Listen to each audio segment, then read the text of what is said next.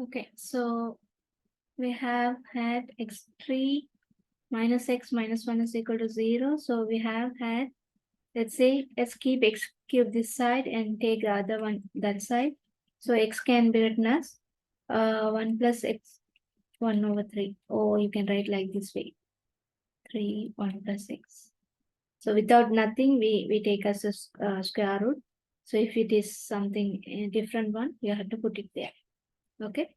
So this is our one of the choice. So let's take, this is our gx. Okay. So if it is not converging, you have to choose, let's say, what is our another choice. So you can also choose, I'll give you the other one so you can understand it. Okay.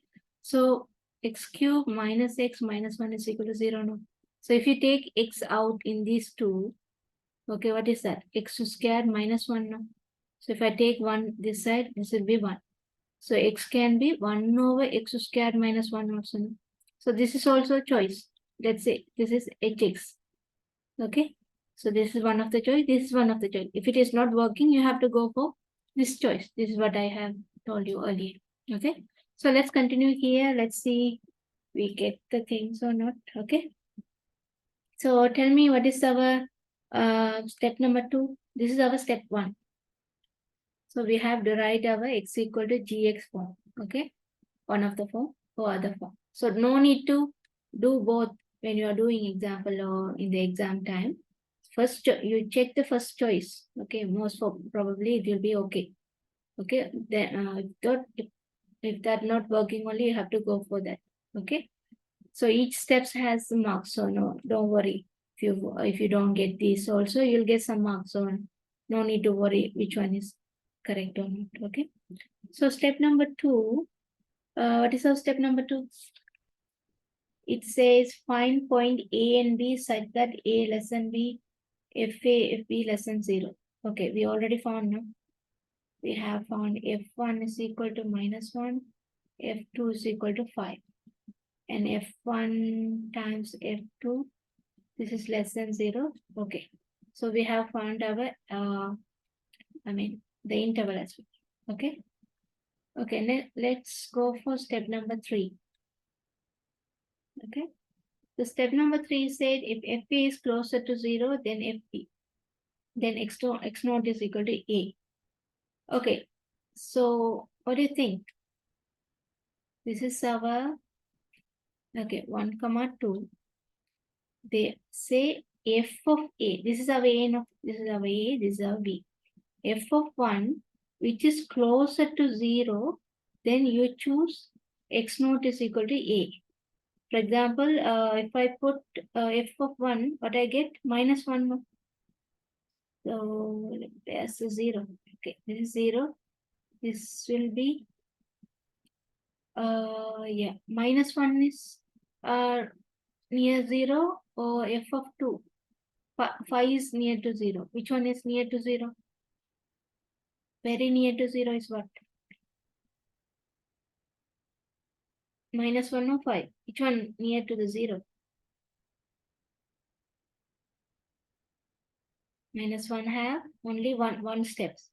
If it is 5, you have to come from here to here, 5 steps. This will be 1 step. So it is the closest one. No? So I can choose my x naught as the A as it is. So what is my A? 1. Okay. So did you get the idea? So that is the idea of the third step. Okay. Okay. So our third step says if it is FA is closer to 0, choose x naught as A. Otherwise, okay, if B closer to 0, choose x naught as B. Okay, so the initial guess. So earlier in the Newton-Raphson method, we find that midpoint and things. No, here they are taking our initial point x naught as A. So this is how they find it. Okay, so we have choose x naught as 1. Okay, now can you put gx? Gx we have found what? X equal to gx. What that is equal to? what is that? X plus 1 by 3, no? Am I right? Okay, can you put g of 1?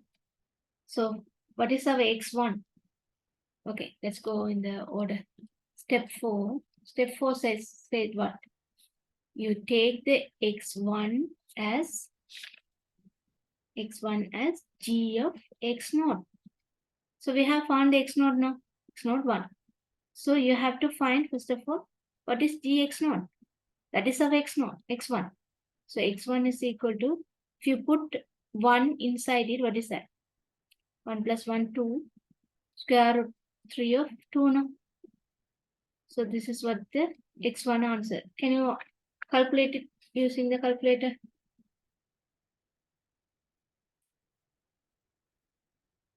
Two to the power is like a 2 to the power 1 by 3. What is the answer? So did you get what I'm meaning? So from the step 3, I find FA, FB, which is closer to 0. That is I'm taking as my initial point. Then I'm putting that in my GX. Okay. So that is we called as a X1. Okay. So that is we find, let's see, some answers that 1.25992105. Yeah, good. Okay. So don't just, first of all, don't make it round off. Okay. Give some, at least 8 or 9, whatever in the calculator, you just write it. Okay. At last, we can make the round off. Okay. Okay, now let's go a little faster. We have to finish it now. So what is my x2? So now I know my gx1, sorry, x1. Then you put it in the gx1, this value. Okay, the easiest part is, so you have to put this same, you can round off this point of time. But the easiest way is, okay, I'll give you, that is your, homework kind of, okay. So you can check in the YouTube, I guess, okay. Here are people teaching how to, for example, let's see how to do the bisection method using calculator. Okay, so this is your homework. How to do the bisection method using calculator. Similarly, how to do the Newton-Raphson method using calculator. Fixed point method using calculator. Other one using calculator. Okay, so they will teach you in the calculator. There's a mod. We can change the mode now. We can fix the answer value to again. You don't need to, put the, you don't need to type it again. You can use this answer for other equation. That will be very easy. In one click, you can find the answer. Okay, so learn it through that one. So because I can't teach you here or that one. So those things as your homework. So please go through these. Okay, try to find some time to learn this one, to get it using the calculator, how you can easily find these answers. Okay, anyway, this one you have to, if you don't know this one, you have to again type this much of number into this value. Okay, rather than that is easy way. You can just write the answers. Okay. Okay.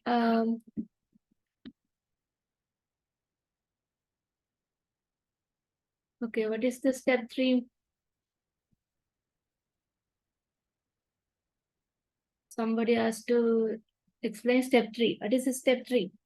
First of all, you have found A and B. No, you have found the interval. No, so I have found from the table. I have found the 0, 1, 2. I have found -1, 5. So I took these two my interval 1, 2. Okay. So f of a, if you put f1, you get -1. No, this is my fx. No, this is my x. For FA, if I put 1, I got -1. If I put B, 2, I get 5. So see the things they're saying, which one rating, this is -1, this is 5. Okay, so which one near to 0? this is near to 0 or this is near to 0? Obviously this one, no? So if it is so, choose, this is my A, no? So this is 1, this is 2. Okay, this is my fx value.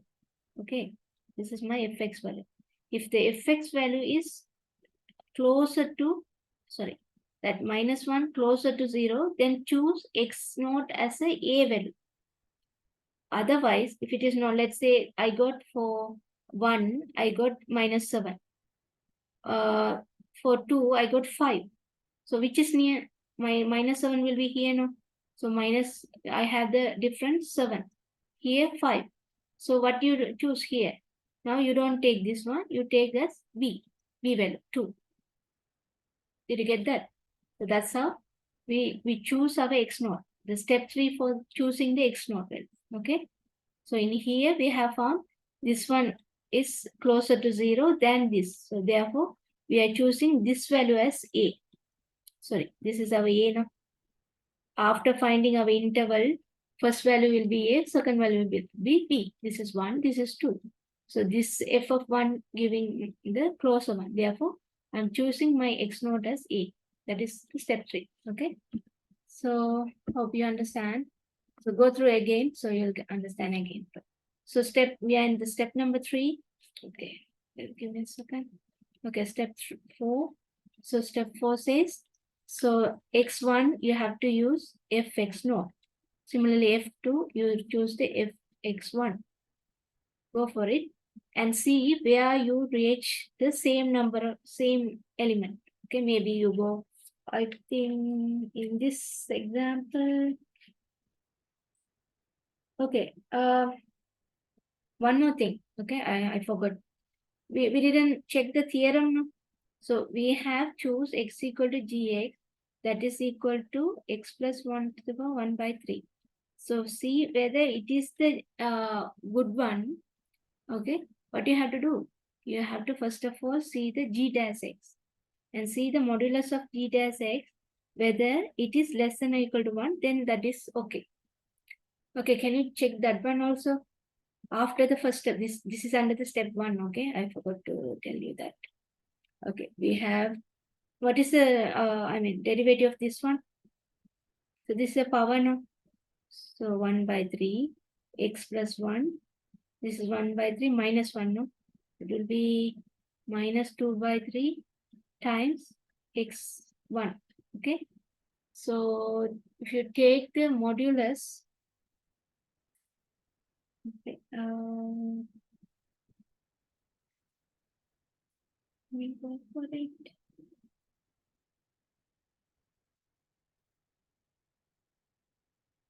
You take the modulus, what you'll get?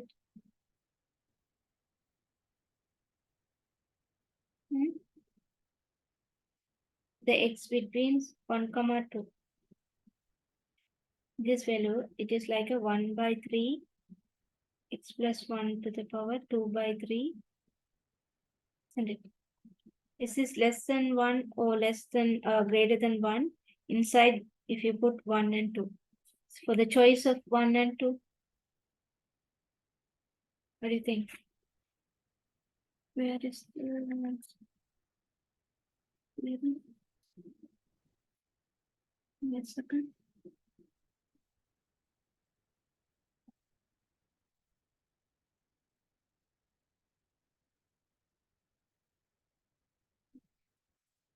So whatever you put, let's say k is equal to 1, 2, 3.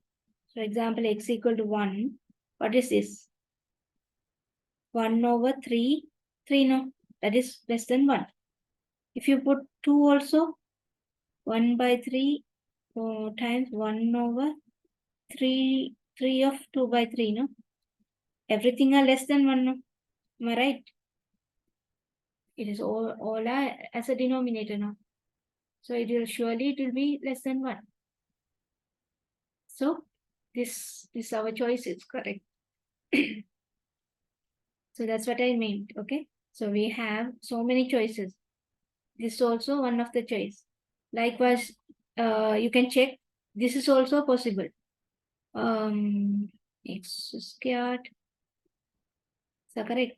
Equal 1 plus 1 something, because x cube minus x plus 1.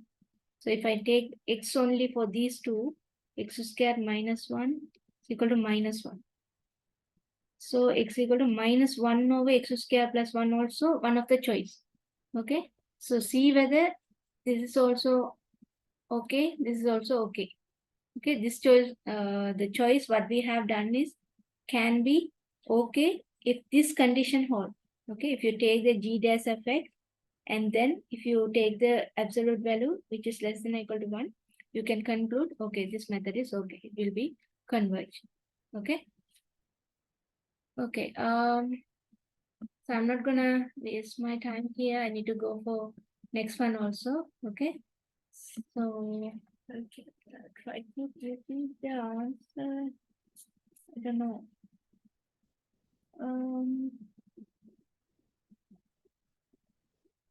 So go for like this x1, x2, x3, x4, x5 like that, and see whether where you are getting. For example, I think here, check whether you get this one. I got one of the answer which say this one is something 0.000 something, which is approximately equal to 0. There they have stopped their iteration and they say what is their x5 value or x4 value, because they are getting me reaching the same value. Okay, so you can stop there and find what is actually that value. Maybe x5 is equal to x, which is equal to, that is our root, no? Check whether this is the answer. Most probably this one, no? We are doing the same question, no? All the bisection and Newton-Raphson method, all these have to have the same root, no? So that root only here also should come. Okay. So see whether you are getting this, I mean, for 3 decimal places, you are getting the same answer. Okay, of the bisection and the other method. Yeah. So let me continue the module. Okay, this is where we are. We have finished this example by fixed point iteration. Okay. So your exercise may be coming under your homework quiz number 3. I will send you possibly, okay, today or tomorrow. I am not yet finished that one. So if I finish, I'll give you. Until that, you maybe the same question, okay, in the question number 2 for bisection and other one. So you can try this one for the same questions and see whether you are getting the same root for all the questions. Okay, maybe the iteration may be reduced for 1 by 1 method, because one method is good than the other method. So it can be reached faster than the other methods. Okay, so that kind of advantages there are within each method, but the root should be same, I guess. Okay, most probably. For some decimal points, it should be same. Okay, let me continue my last method so I can finish up the chapter 1 today itself.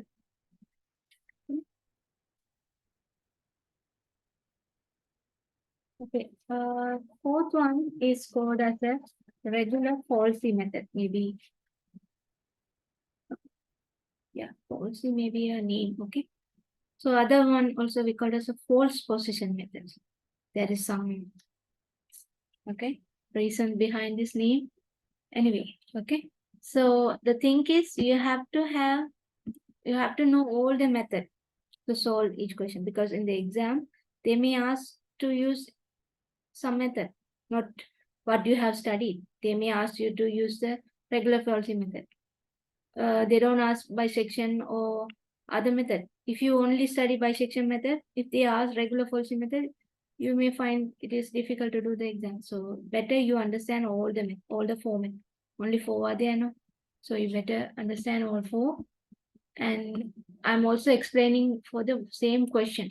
So it may be easy for you to understand it by the different methods. Okay. So regular falsy method or the false position method. Let's begin what it is.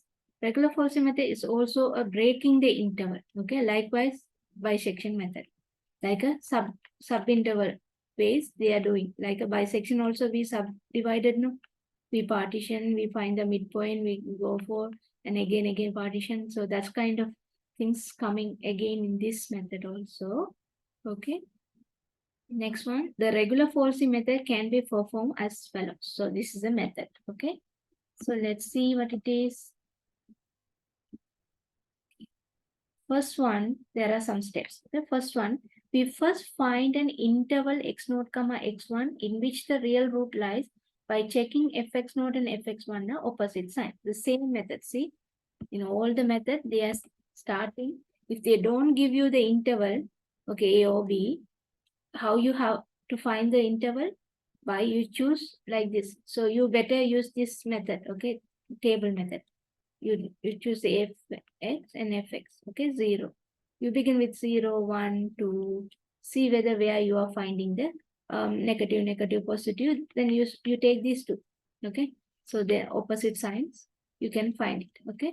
Second step, they say, then determine the approximate root x2 as follows. So x0 and x1, we are taking, this one is our x0, this one is our x1. So this x2 can be, in the bisection method, what is our x2? We find a plus b divided by 2, something like that, no? Here, they have, we find the point of intersection of the chord joining the point x0, fx0 and x1, fx1 with x-axis. So I'll give you the pictorial view if you want.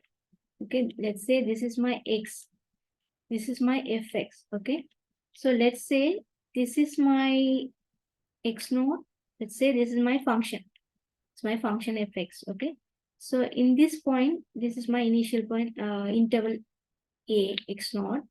This is my interval x1, okay? Here they are taking, rather than taking a and b, they are taking x0 and x1. They are beginning from there, okay? So then say, this is one of the chord. So they, I don't know if you can see correctly. I'm joining with the, wait. I'm joining with the straight line, okay? So this line is not, this line not is straight line, because maybe because it's a non-linear, no? So I'm gonna use one straight line, okay? So this is we called as a chord, okay? So they say we find the point of intersection of the chord joining the point x0, fx0. See, this is my fx0 now. So this point is my x0, fx0 point. This point is, you write down, I couldn't write, fx1 and fx1, okay? So these are the point I have found, okay? We find the point of intersections. So in this intersection of the x-axis, this is our x2. That's what they say. We find, to determine the x2, first, there are some steps, A, B, C. See, this is 1, 2. In the second step, there is some part. Okay, first part is, we find the point of intersection of the chord joining the point, this point and this point. We find the intersection of x-axis. Okay, so this is our x-axis. This is where it is intersecting. Then the equation of the chord. Okay, tell me, this is a, I mean, you know the idea of straight line now? How to find the straight line equation? Y minus y naught over x minus x naught, which is equal to, if you have 2 points, let's say x naught comma y naught, x1 comma y1, you know how to find the equation of that straight line now? Using these 2 points, we can find the line equation. So what is that? Y1 minus y naught, x1 minus x naught. Am I right? See, these two should be same, I guess. Am I right? Okay. Please write whatever I'm writing, okay? Then only you'll understand. Don't just observe and... Is that correct? Finding the, using 2 points, we can find our, I mean, equation of the straight line this way now. Okay, now how to find y? So that's what is happening here. Okay, so I'll use my whiteboard. Yeah.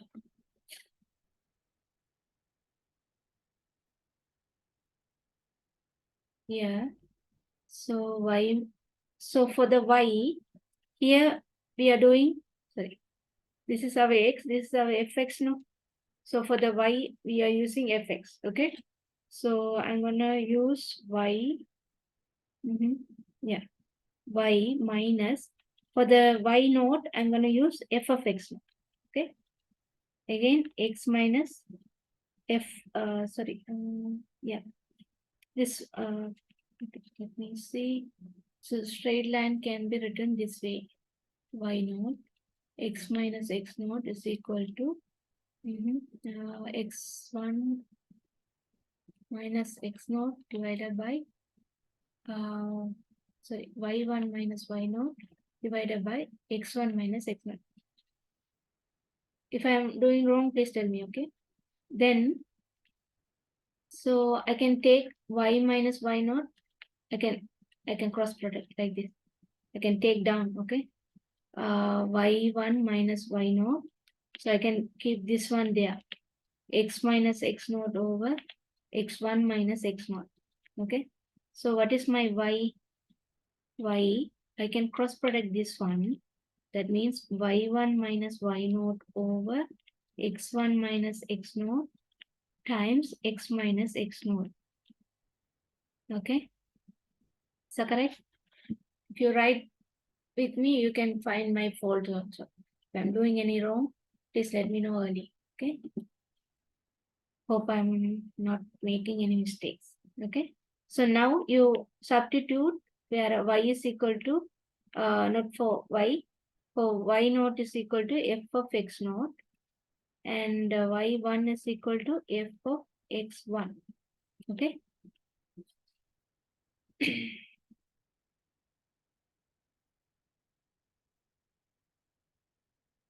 Is a plus y naught?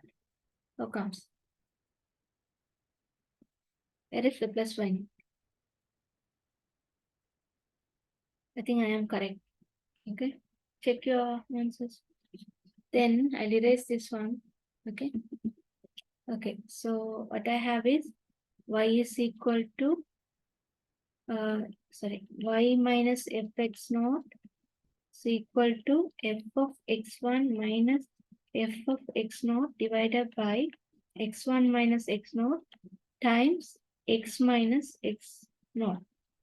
Write these things in the bracket, okay? So you won't make any mistake. So what is our y? Fx naught minus, this is going this side. So this will be plus. Am I right?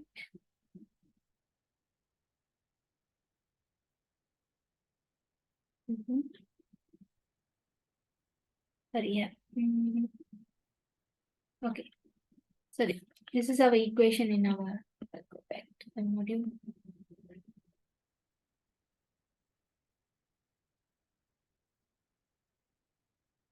See, this is what they are.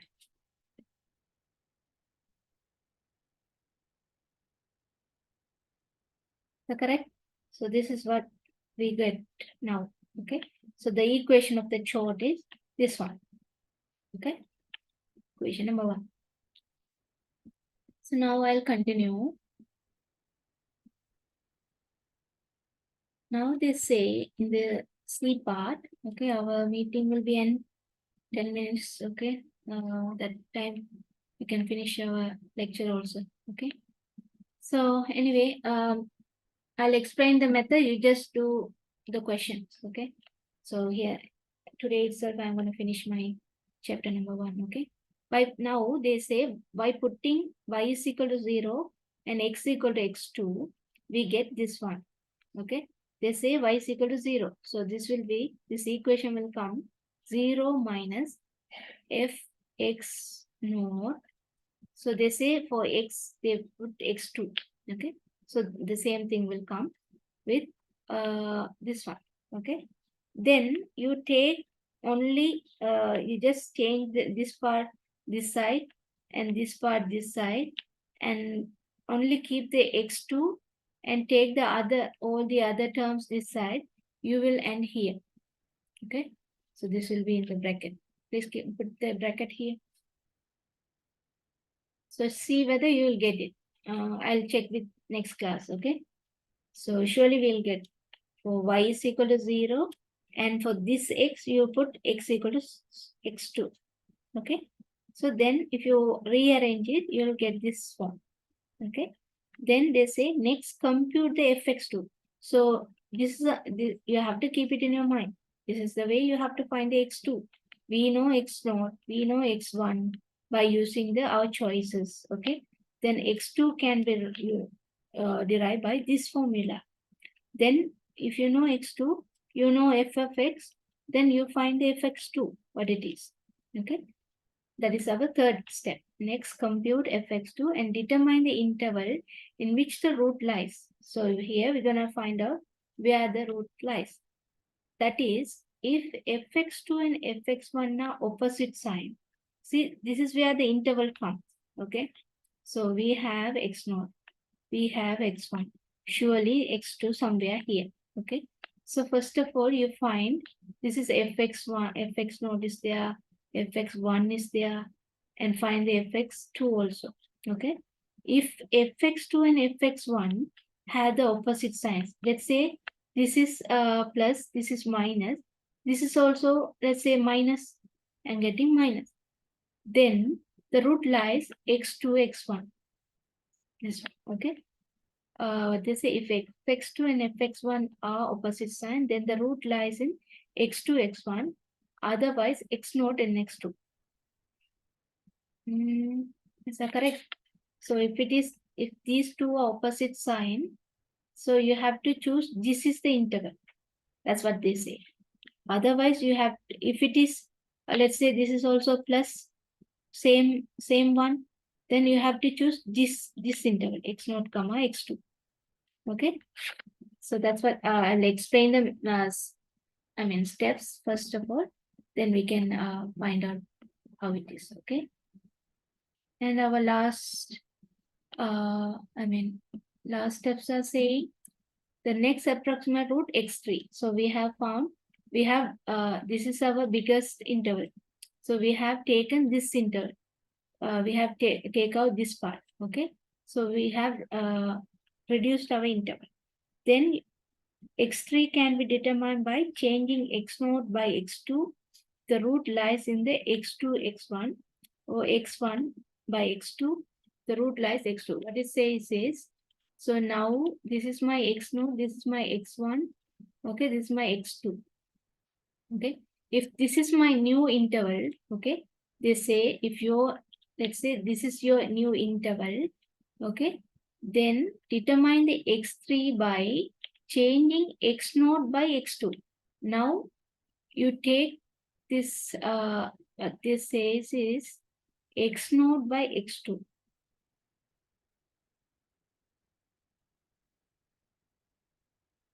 Okay, so they say x0 to x3. Let's see when we are doing the example, maybe some letters may be changed or I don't know. Okay, so they say use the x3 as x0. Okay, if it is this interval, you transform this x0 as x3. If the root lies x1 and this interval, you choose this one as x3. That's what they say. Okay, we can see that. The process repeated until the root is computed the required accuracy. Like if you're having the same solution, you can stop. Otherwise, you can find the modulus, and if it is very less than this epsilon, you can stop. Something like that. Okay, so we can see this one by doing example rather than confusing. Okay, let me begin the example so it will be easy to explain. Okay, so I'm choosing. Okay, this question you can do it. Okay, give me a second.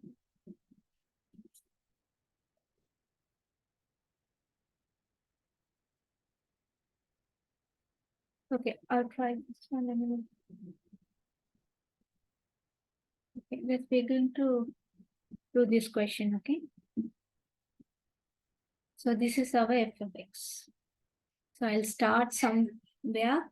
So if our um, meeting finish, you can stop, you can try the rest, okay? I'll take 2 or 3 minutes, okay? First of all, f of x equal to, please write down quickly. Our course will be end soon, okay? You try the table, okay? This is x, this is fx. Choose 0, 1, 2, 3, like that. And choose the value where you will get the plus minus like that, okay?